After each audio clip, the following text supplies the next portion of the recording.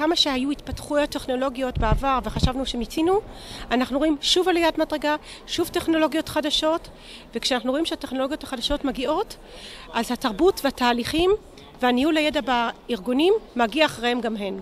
אז זה קודם כל בשורה מאוד יפה. אם אנחנו מסתכלים על מגמות ניהול ידע בעולם בכלל, ולאן פנינו מועדות, אנחנו נכנסים עכשיו לעידן השלישי, לדור השלישי של ניהול הידע, דור החברתי, דור הסושיאל.